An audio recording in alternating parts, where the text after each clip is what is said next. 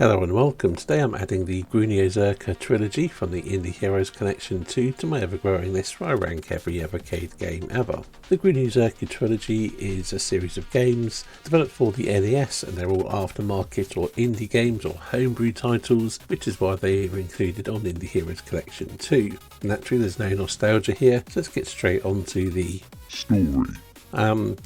Story. You play as Grunio, a hungry hamster, and in the first game you're eating as many coloured carrots as possible. In the second game you're avoiding traps and solving puzzles, trying to, save your own or something, and the third one, I can't even remember, but yeah, the plot isn't the point in these games, so moving on. Graphics. Each game is quite different. The view they're played from, everything is different on the games. The first game has fairly simplistic graphics, a charming main sprite, simple backgrounds, and it's a very simple game anyway, so yeah, the graphics are simple but they're functional. The second one has, it's more of a puzzle platformer. You've got a nicely animated main sprite, it's got a lot of character. The backgrounds are relatively simple, but they suit the style of the gameplay well, and I think it looks pretty good. The third game maybe has slightly richer colours. It has a top-down view as you navigate these mazes. Again, it's a fairly simplistic look, but again it's polished and it's pulled off well. So overall the graphics, well, I wouldn't say anything is amazing. I think it is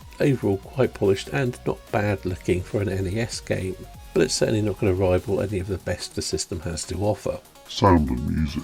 Honestly, I don't have much to say here. The sound effects are all fine. The music is generally jolly, chiptune stuff that suits the gameplay. It all works well, although there's nothing I'd say is memorable. I think as far as the sort of aftermarket indie homebrew type stuff games that we find on the Indie Heroes collections go, I'd say it's pretty solid. Gameplay. As I mentioned, all of the games play quite differently. The first game is very simple. Move Grunio around the screen, press a button to cycle colours, and collect carrots matching the colours. Very basic, and it's quite tedious. It's quite skippable in my opinion. The second game has, it's a puzzle platformer. Mostly the puzzles are single screen. You have to navigate the screen, solve puzzles, use these various toys or items. You pick up different blocks to access other areas, flick switches and what have you. There's some pretty devious puzzles, and I think this is the best game of the three.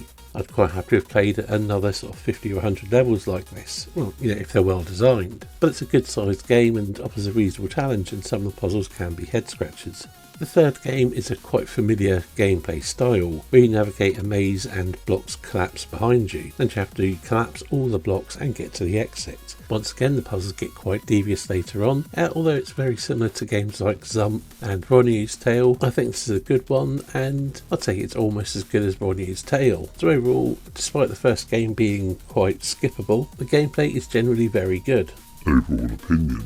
This is another one I would consider a bit of a hidden gem on the Indie Heroes Collection 2. It's one that I don't hear people talk about that often. Maybe some people try the first one and skip it, as in skip the whole trilogy. But despite that, you have two very good games, and I think either of them could stand alone well and still be considered one of the best games on the collection. So yeah, I like it, and if you haven't given it the time of day, I recommend you try it.